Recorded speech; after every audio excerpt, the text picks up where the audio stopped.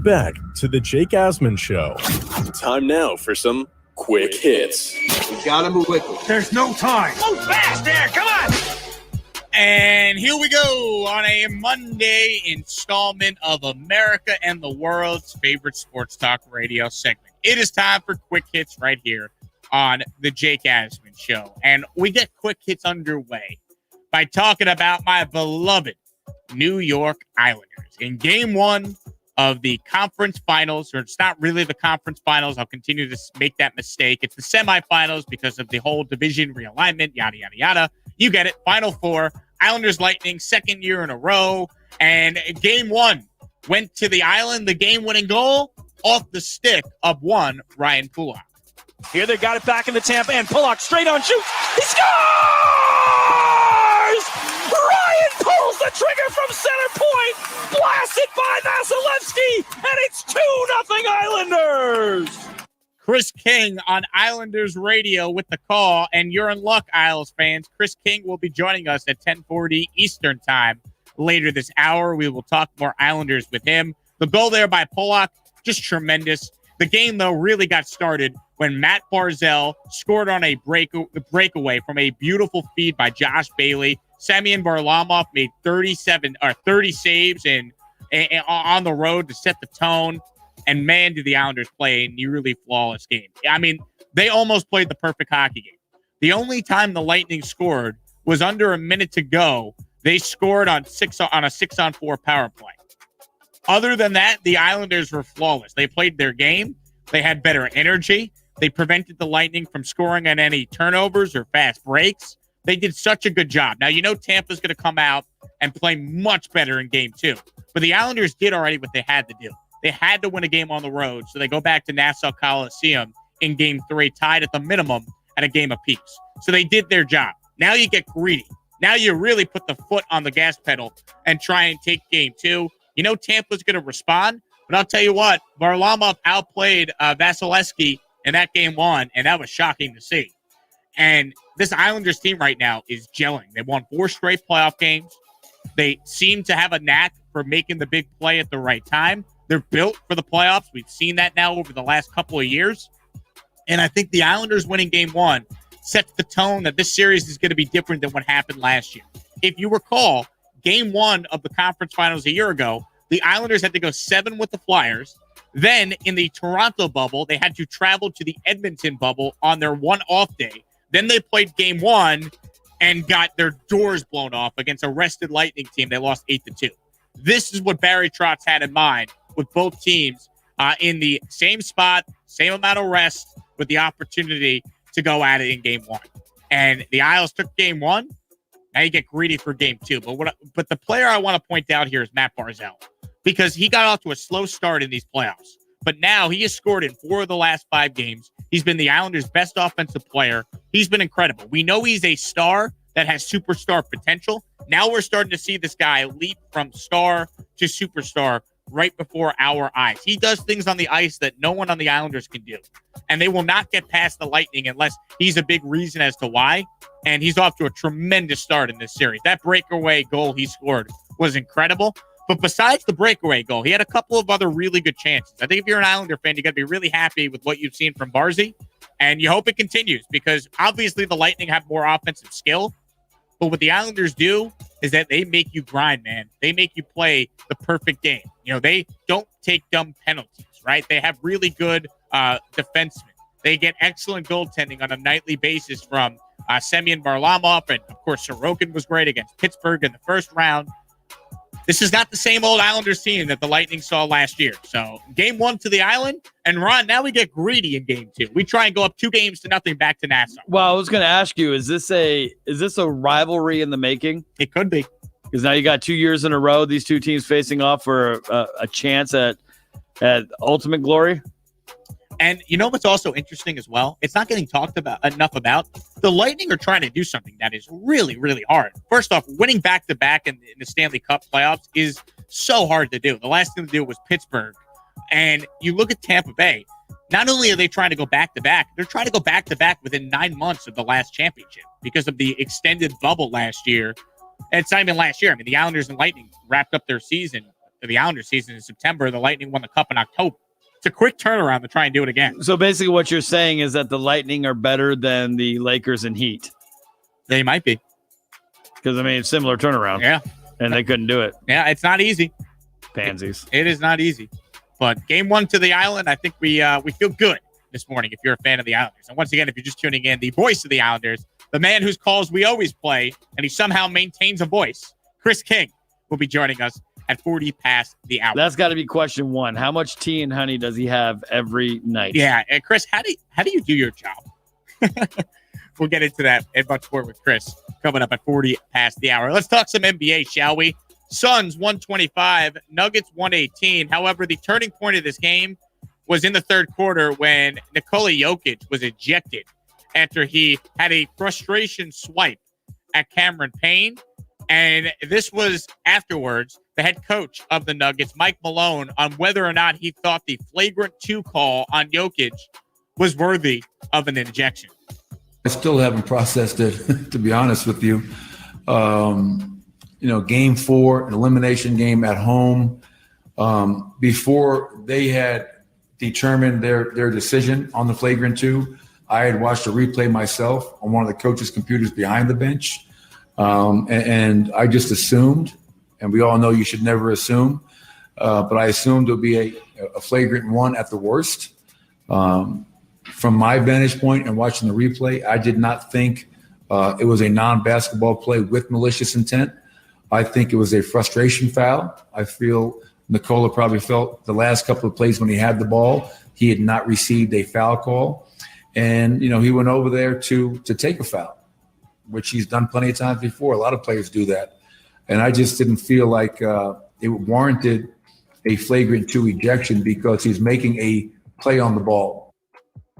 I agree with everything Mike Malone said there. I thought in a elimination game, you can't eject the MVP in the league. You can't do it.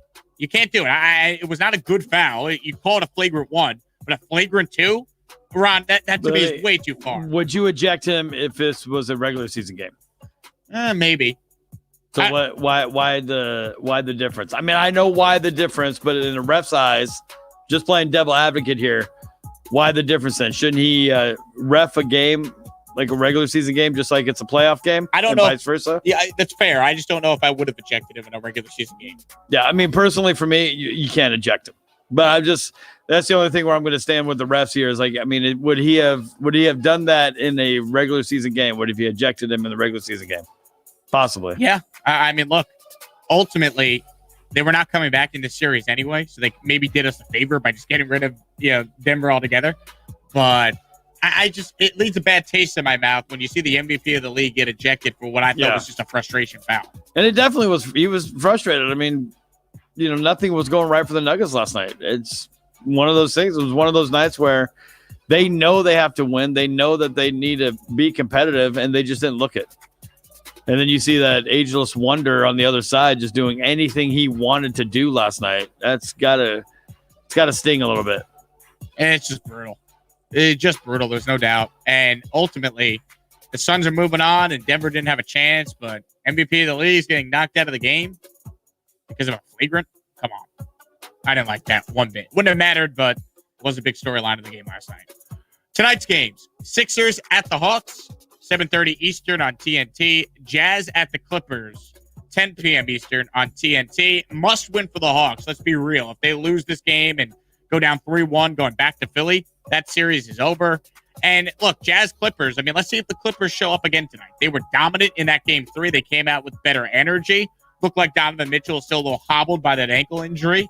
Let's see which Clippers team shows up tonight. I'm done trying to predict the Clippers because I have no idea game to game what they're going to give you. No, you don't, man. No one does.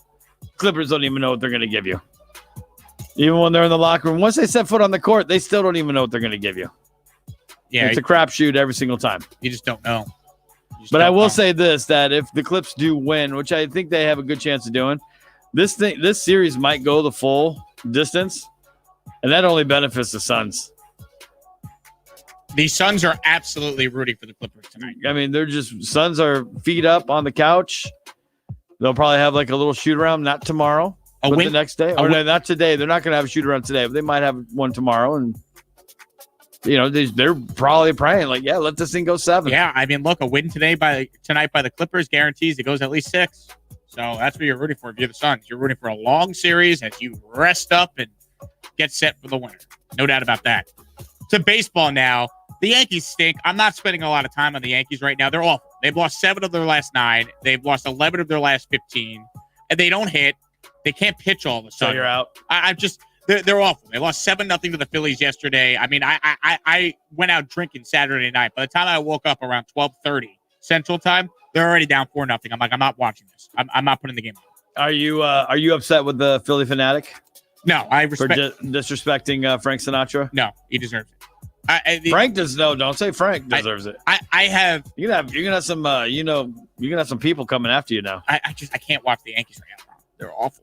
I get the Yankees, but I'm talking about Frank. I love Frank, but there you go. The Philly fanatic's got to do what he's got to do. There you go. Yeah, he does. I mean, just awful. So on Saturday's game, they're down 7-2. They come all the way back to tie it on a DJ LeMahieu home run in the 9th inning, and then they still lose in extra innings. Like, what a gut punch. You finally score runs, you pick up your pitchers just to lose, and then yesterday, Domingo Germán was terrible. I mean, my God. The Yankees are a mess right now. They're game over 500. I don't know what's really changing unless guys start to produce to the back of their baseball card. There's not a magical move that's coming to help this team that's sitting in 4th place right now. I'm not saying fire Boone or fire Cashman at this point, but if they miss the playoffs, change has to happen. You can't keep running it back. They did nothing this offseason other than re-sign LeMahieu, and they took a flyer on Tyone and took a flyer on Kluber. Tyone's been bad. Kluber's now hurt. Who could have saw that coming? Then Luis Severino's making a rehab start, and he gets hurt in his first rehab start in single A. So it is just an absolute mess right now for this baseball team. They're off today. They better figure it out quick because forget the division. The Rays are just too good. God forbid the Yankees ever could have a team like the Tampa Bay Rays, a third of the payroll they do. But, I mean, we're talking about the Yankees being out of the mix for a wild card if this goes on for another week. Terrible. At least you had some emotion yesterday from the skipper, Aaron Boone. This was an angry, a cranky Aaron Boone snapping at friend of the show, Brian Hope, when asked if the Yankees are getting used to losing. Take a listen. Do you sense there's a fatigue in the dugout, maybe a complacency as these losses pile up where guys are just almost getting used to losing here? No. Why not? I know them too well, and I don't think there's any getting used to freaking losing. Hell no. Some emotion from Boone. It's good to see. Can't believe you used the word frickin'. I mean, my God. It's nice to know Aaron Boone's not a robot sometimes. And I like Aaron Boone, but I am just frustrated with everyone on this team. Awful. Absolutely awful. They're beyond frustrating to watch. They really are. Beyond frustrating. All right. Let's talk about the Padres, shall we? They avoided the sweep. How did they do it? Well, the game was tied at 2, and then the most exciting player to watch in the game did this. A drive out to left field for Tatis. The Slam Diego Padres are on the road in New York, and Fernando Tatis Jr. has put them on top 6-2 with a grand slam.